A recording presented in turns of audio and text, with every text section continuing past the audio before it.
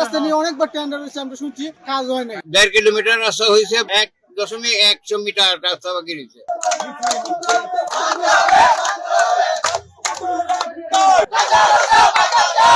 কবিরপুর হইতে শিয়ালদহ বাজার পর্যন্ত রাস্তা 1.5 কিলোমিটার রাস্তা হয়েছে, বাকি 1.1 মিটার রাস্তা বাকি রয়েছে। এই রাস্তাটা পাকাকরণের জন্য এখানে মানববন্ধন করা হয়েছে এবং এলাকার লোকজন জমায়েত হয়েছে।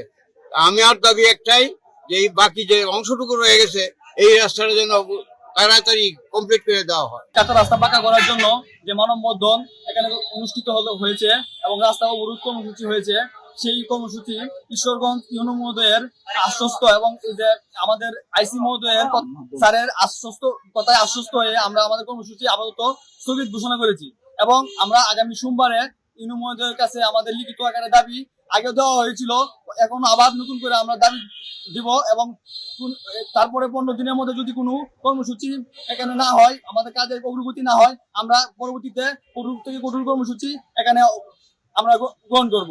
এই রাস্তা দিয়ে আসা যাওয়া যায় না, ঠিক আছে। আমি একজন অটো চালক, ঠিক আছে। এই রাস্তা দিয়ে যখন বৃষ্টিপাতের দিন আমরা যাই তখন অনেক গাড়ি উল্টে যায়, অবশ্য আমার গাড়ি একবার উল্টে গেছিল। রাস্তা এত খারাপ হয় এদিকে যাওয়াই যায় না ভাই।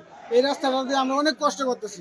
এই রাস্তার একটা ব্রিজ করা দরকার, ঠিক আছে। আমরা অনেক দিন যাবত এই রাস্তা নিয়ে বুক করতেছি, কিন্তু কেউ আমাদেরকে দেখে না। এই রাস্তা নিয়ে অনেকবার টেন্ডার হয়েছে, আমরা শুনছি, কিন্তু টাকা কাজ হয় নাই, ঠিক আছে।